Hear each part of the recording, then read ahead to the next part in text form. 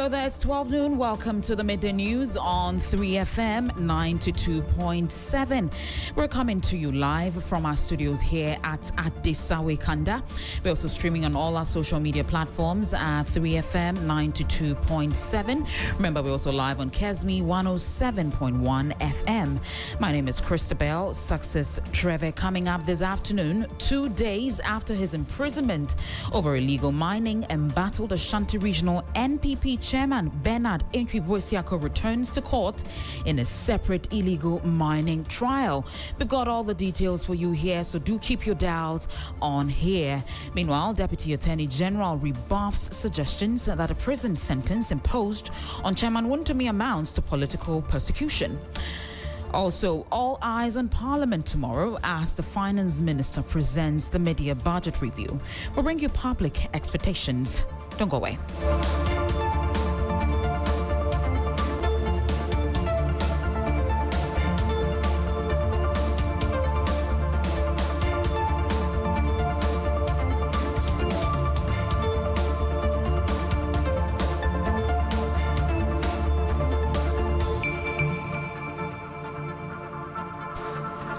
Thank you for keeping your dial here on 3FM. Now, convicted Ashanti Regional Chairman of the NPP, Bernard Entwi alias Wontumi has this morning appeared before the Accra High Court in a case where he has been charged together with Akonta Mining for engaging in illegal mining in the Tanot Nimrit Forest Reserve. Chairman Wontumi arrived in court alongside co-accused Akonta Mining Limited, Kwame Entwi and Osu Bempa. Now, the accused are facing charges of illegal mining allegedly carried out within the Tanot Nimrit Forest Reserve in the Western region. Very shortly, we will be connecting to our court correspondent and he'll be giving us all those details.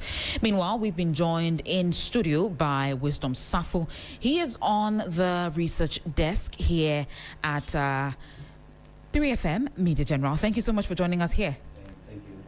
Well, can you provide us with all the details when it comes to the charges in this Tanot Nimrit Forest case and explain to us how they differ from the one Chairman Wontumi has been convicted for, and he's currently serving, 20 years.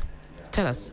So, Christabel, if you look at the charges or the criminal cases against Wontumi, there are three separate cases. We have the Samra Boy concession case, and he was accused on 6 counts, and he was convicted of count 1 and 4. Okay. And that is what he is currently serving at Insawam Medium Security Prison. And we have the Tanot Nimrit Forest Reserve case, and he have 7 counts or cases against him and the company and the accused persons in this case. And he's been convicted, or he's been not convicted, he's been alleged on 3 different counts. That's count 2, count 5, and count 7. And that is what is pending trial currently. And we also have the Ghana Exim Bank case.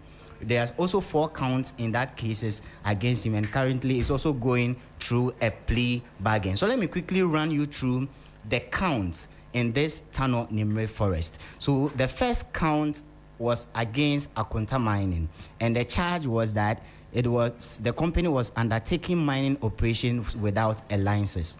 The second count is against Wontumi and Kwame Entwi, and the charge was also undertaking mining operations without the license. So Wontumi is mentioned in this count 2.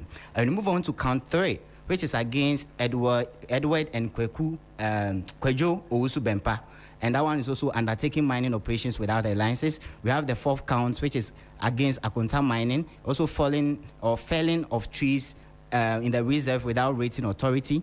The count 5 is against Wontumi and others, and that is abetting the unauthorized felling of trees. We have the count 6, which is against the Akonta Mining Limited, and also erecting buildings or structures in the forest reserve. And we have count 7, which is Wontumi and others, which is abetting the unauthorized erection of building and structure. So we have Wontumi been involved in count 2, count 5, and count 7 in this particular Tanot Nimrit Forest case. And I must put on record that this also carries a jail term up to 25 years.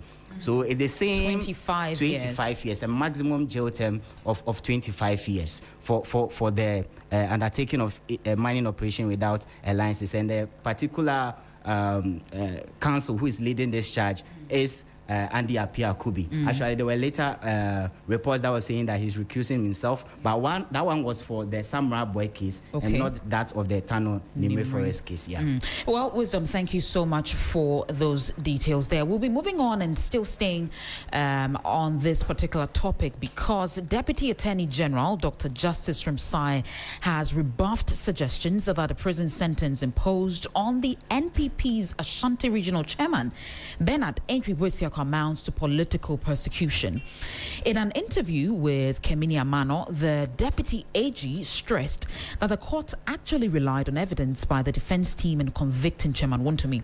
He also appealed to critics of the judgment to read the ruling by the court before making unguarded statements. It cannot be an accurate description of what happened. I mean, this is a case which has been tried fairly with a lot of the discretion during the trial exercised in favor of the accused person. The question is, if this is a political persecution and they believe strongly, that means that you believe strongly that you are innocent, right? If you are innocent, the manner in which you even conducted yourself to the latter end is as if you knew that you didn't have a defense. And I don't know if you have had the opportunity to read the judgment, but most of the evidence that we have, the pieces of evidence that we have, which the judge relied on, came from their defense. Defense witnesses, the accused person's own comments, his own witness statement, his own police statement. Those were the materials that form the basis for the conclusion of the judgment. So it will be it is shocking to me, but that they would say is political persecution. But I understand what we do. This is politics in a way. I mean, what they are doing is politics, and they issued that statement, or they had the press conference when they have not even seen. They had not seen the judgment. So do you expect them, now that they've seen the judgment, they will go back and say what we said was wrong? They would never do that. They would rather double down and say things. But so far, I don't think anyone has pointed to any aspect of the judgment that they believe strongly that is so erroneous. Should the constitutional matter that Samuel Atachian raised in court have stalls the reading or the decision making of the judge at any point at all? So when you raise a constitutional question in the lower court, the Constitution says that the judge ought to first examine your issue to determine whether it's a legitimate issue. If the judge finds out that it's a real and genuine issue, then he has to stay the proceedings and make the reference. And if the judge finds out that it is not a real or genuine issue, the judge is supposed to dismiss it and proceed with the trial. And if you don't agree, then you appeal against the judge's decision. The policy reason is simple. Someone who doesn't want the trial to continue will just be raising constitutional issue today, and then you call all the 9 judges in the Supreme Court to decide, and after that he will come back and raise another one. So the rules are designed, or the principles are designed to make sure that you don't use them, we call it abuse of the court processes. And for us, that's exactly what we saw in this matter.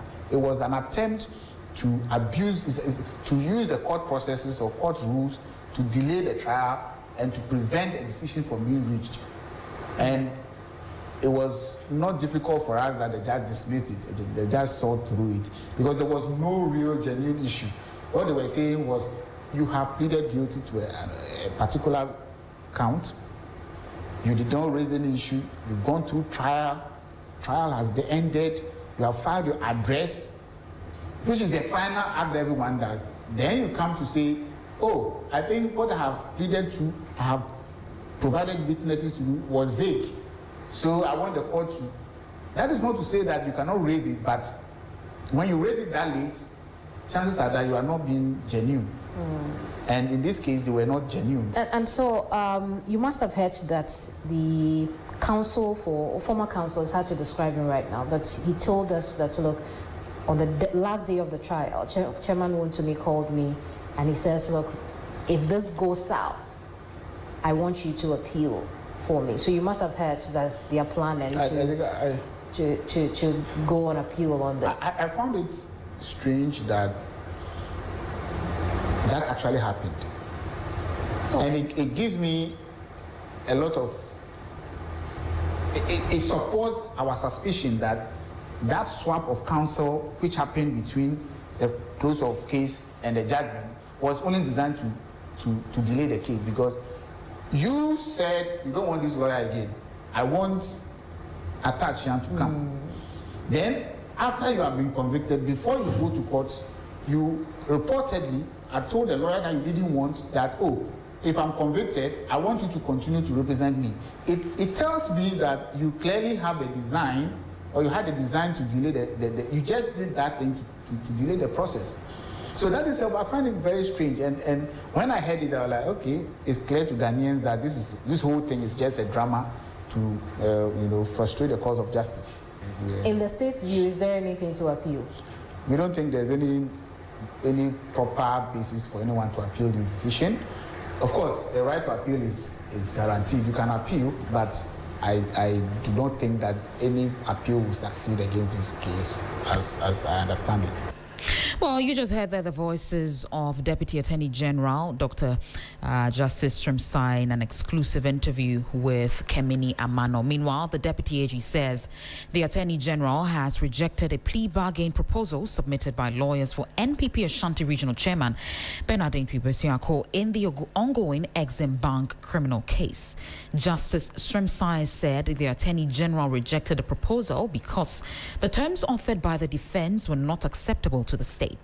He explained that the prosecution had already taken the decision and was only waiting to formally communicate it to Wontumi's legal team. Although he declined to disclose the details of the proposal, the Deputy Attorney General said the defense had offered to pay an amount the state considered inadequate, leading to the rejection of the plea bargain. Now, Chairman Wontumi and two others are standing trial over allegations of fraud involving a loan facility granted by the Ghana Export-Import Bank, Exim Bank, for a farming project. Prosecutors allege the loan was contained through false representations and was diverted from its intended purpose. The accused persons have pleaded not guilty to the charges, and the case remains before the court. We still remain in court now, and the Accra High Court has set Thursday, July 23, to rule on an application by lawyers of former NAFCO CEO seeking to strike out the charges against Hanan Abdul Wahab Aludiba.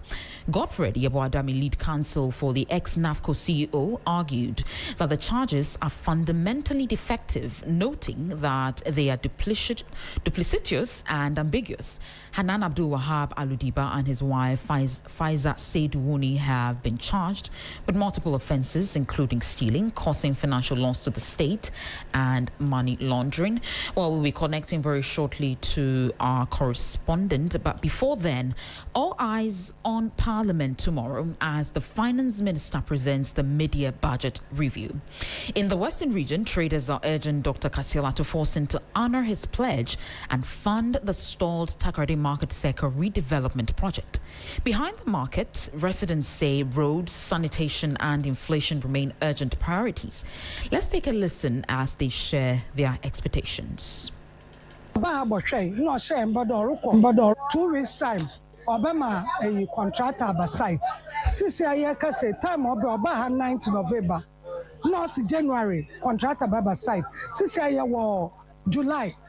She ain't said the year we will listen. It's a serena yellow set.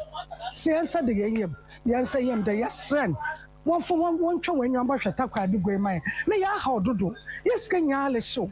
One and Yipalu. A higher way Yipabiamba. A disguise shampoo on the show. It's yes, sir. Mr. President, ya yenyim there. Our the ones cardinary ye.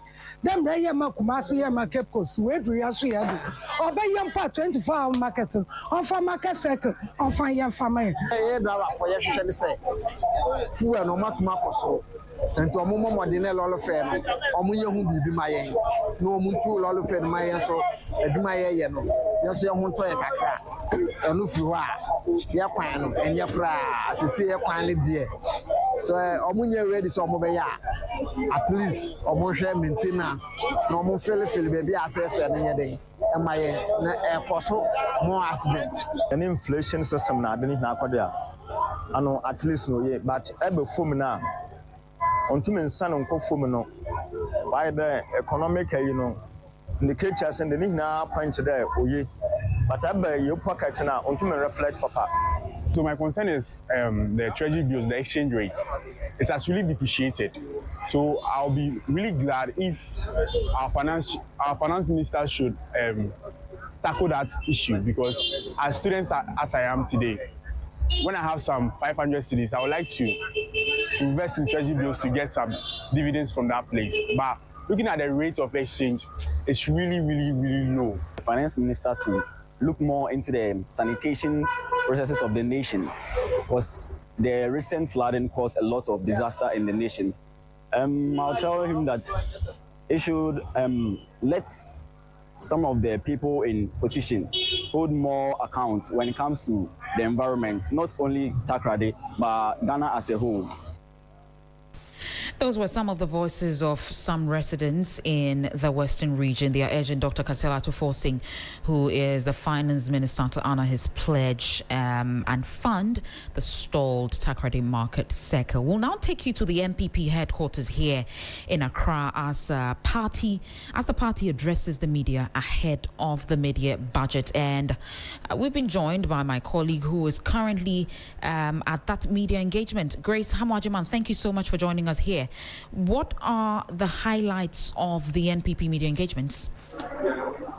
Right, Christabel. So the New Patriotic Party, especially its Economic and Finance Committee Policy and Policy Committee, is this afternoon addressing the media and speaking about some of the economic indicators that the NDC government gave out that it was going to meet in the first quarter or half year of this year, and why the NDC has not met these figures. And they are accusing government that because government is not spending enough, it is stifling the numbers to ensure that spending does not go high. You know, anytime when spending increases, it means the city will also suffer a bit. So the NPP makes the case that when you look at economic expenditure, government set a target of 78 billion, but it has spent only 62 billion. Because of that, they are not able to meet the target, and so government is not spending. They also make a case that when you look at capital expenditure, it is at there is a fallout or a shortage of 41% as compared to the 100% that government was looking at spending. They also make a case that grants to health, education, schooling, and all the other social amenities are also 19% below the target government said to have achieved in the first half of this year. They also look at, when you look at goods and services, it is also 35% below the target government said to have achieved in the first half of this year. When we put all of these together, it shows that it's not as if government, the NDC government has put in place any proper measures or sustainable measures according to the NDC, but rather government is not spending. And so it is not spending, and so the expenditure or the city has become some form of stable, but it's not as if because government has put in place any form of proper measures to ensure the city's stability. A member of the committee, Kojo Okonkoma, has been speaking to us. We can listen to him.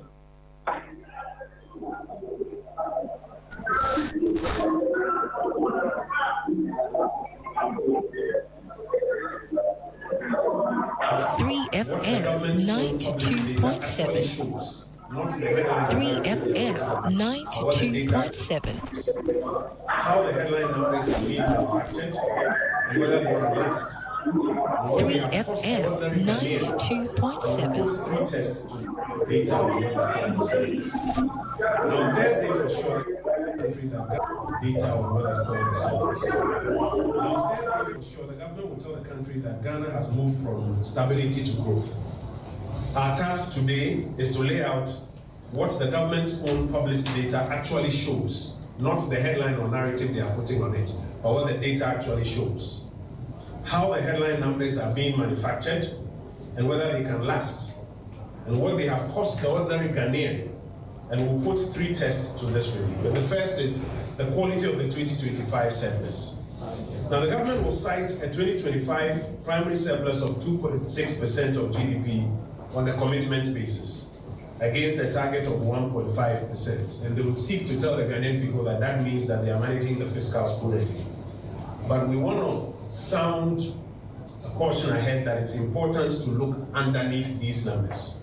You will find that revenue has missed the revised target by about 4.7%, and the surplus was delivered because expenditure was compressed by 13.8% of GDP.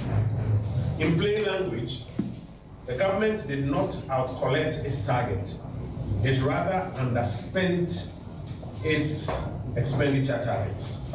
Savings from delayed capital execution are not structural reform. They are only a postponement of things that they will have to do at the end of the day. The second issue is something that the first quarter of 2026 confirms as a pattern. Now, the government's own data, through what the Bank of Ghana has just released ahead of the MPC, shows that first quarter spending is about 62 billion against a target of 78 billion.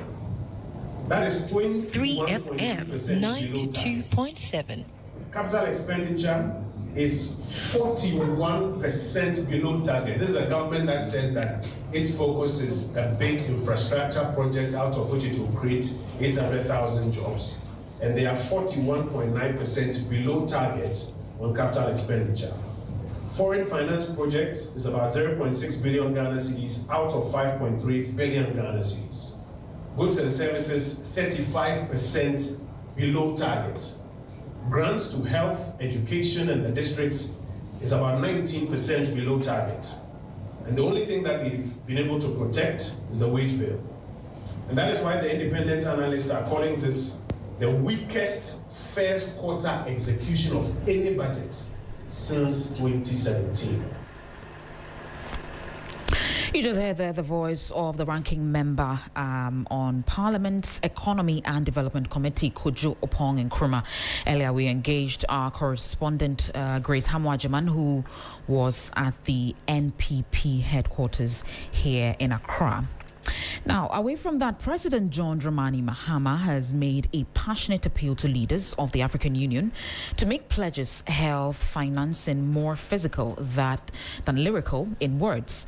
Concerned about more than 90% of Africans living with hepatitis B or C remaining undiagnosed and several records of non-communicable diseases, the president maintains that efforts at combating health disease must draw institutions such as the Ministries of Finance to the table, as Africa is taking its own health financing without external support.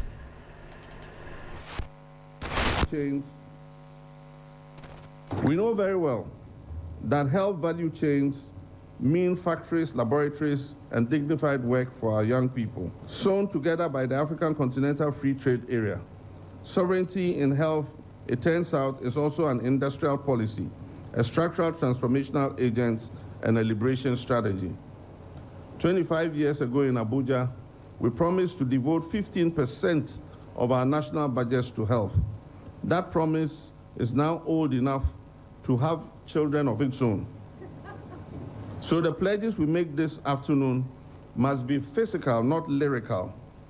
Through the African Leadership Meeting commitments and the Program for Financing and Investing in African Health, through debt for health arrangements, solidarity instruments, and protected budget lines that survive electoral cycles, let each of us bring the Ministry of Finance to the health table and keep it seated right at that table. Prevention repays us ninefold show me a better bond in the economy market than prevention.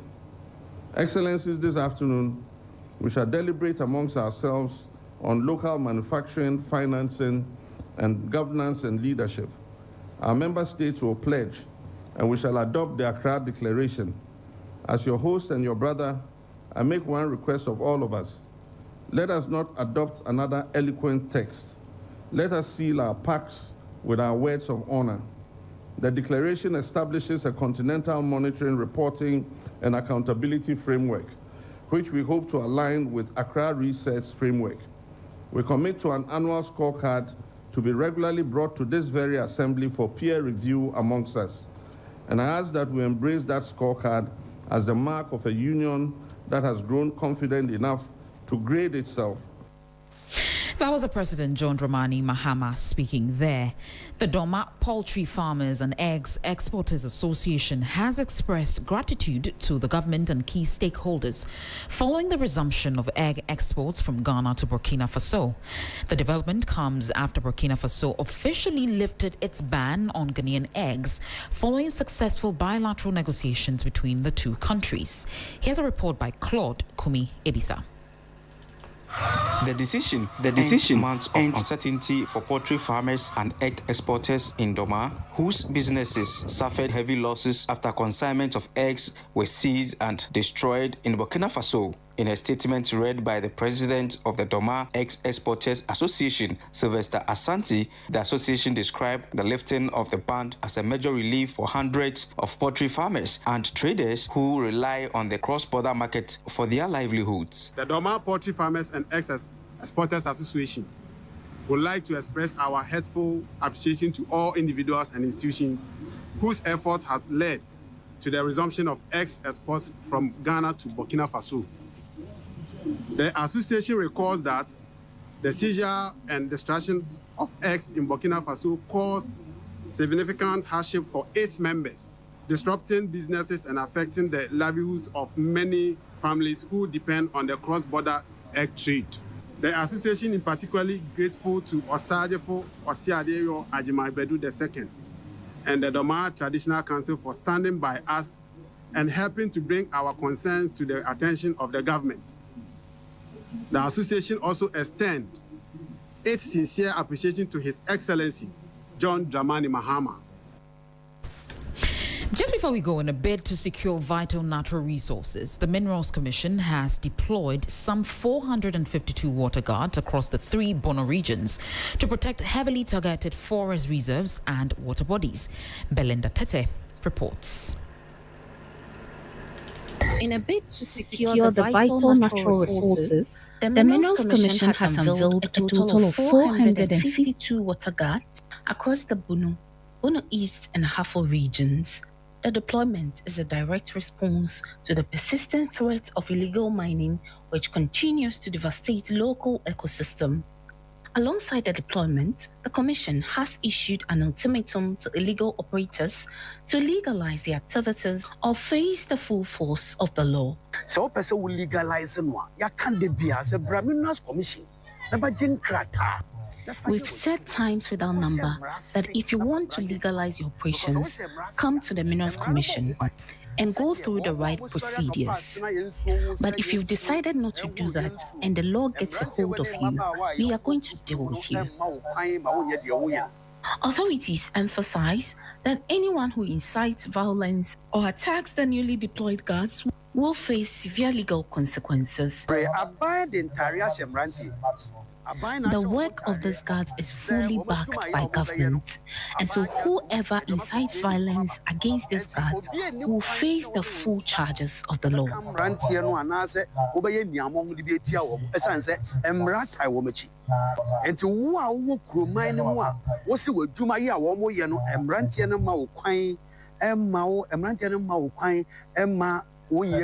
Illegal mining. The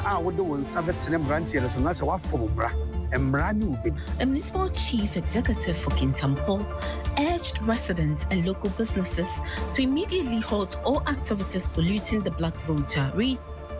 Well, that's all the time we have here on the Midday News on 3FM 92.7.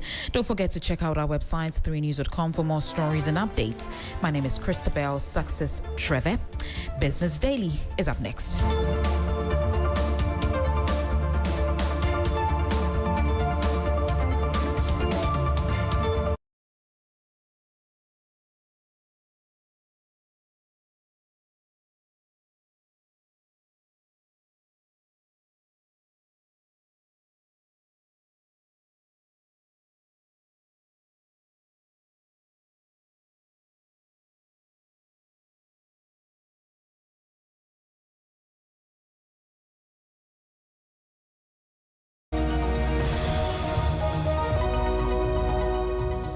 Hello, good afternoon and welcome to Business Daily on 3FM 92.7.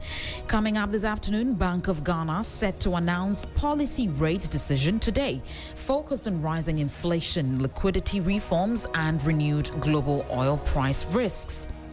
Also in this bulletin, ahead of Thursday's 2026 media budget review, private sector stakeholders urge Finance Minister to pivot from rigid austerity to production-driven growth while demanding full accountability on the Big Push agenda.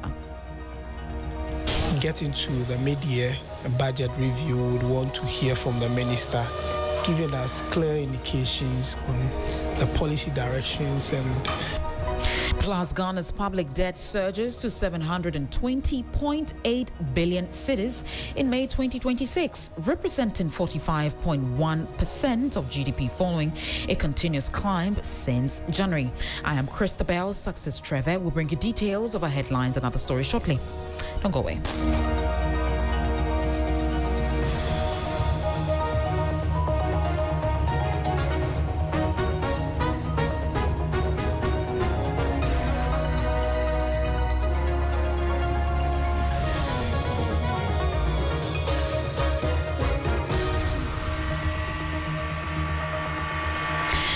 Thank you for keeping your dial here. Now, the Bank of Ghana is expected to announce its latest monetary policy decision later today, following the conclusion of its 31st Monetary Policy Committee meeting in Accra.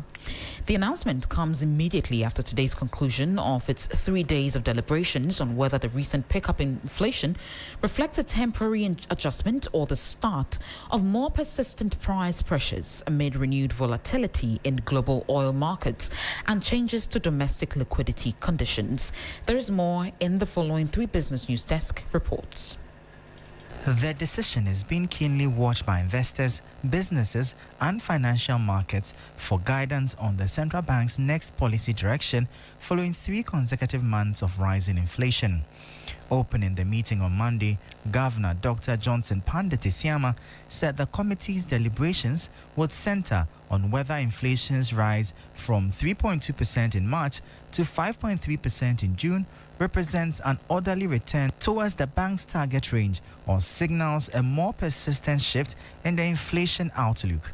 The committee also assessed the impact of recent liquidity management reforms, including the bank's decision to discontinue pre-financing the Ghana Gold Board gold purchases through its auction arrangements, as well as implications of renewed global oil price volatility on inflation, the exchange rate, and reserve accumulation. Despite the recent increase in inflation, the governor maintained that Ghana's economy remains resilient, pointing to strong first quarter economic growth, improved private sector credit, and a stable banking sector. The Monetary Policy Committee's decision, expected later today, will indicate whether policymakers believe current economic conditions warrant maintaining the policy rate at 14% or adjusting the monetary policy stance to address emerging inflation risks.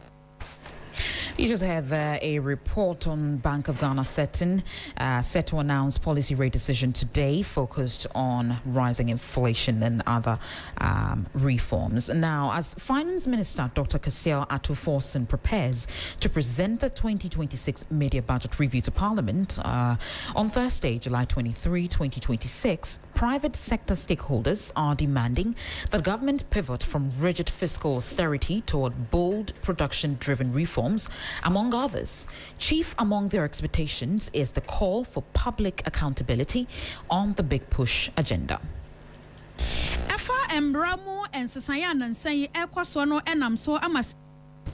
Well, we apologize for that sound. We'll bring you that in a subsequent bulletins. Now, according to the July 2026 summary of financial and economic data by the Bank of Ghana, the country's public debt has been increasing since January 2026. Ghana's public debt hit 720.8 billion cedis in May 2026, equivalent to 45.1% of gross domestic product (GDP). Well, this is a 3 Business report, and it has more. We'll bring you that also in our subsequent bulletins. And Italy is seeking to deepen investment in Ghana's cocoa industry with a proposal to build a 3,000-hectare mechanized cocoa development zone to drive local processing and value addition.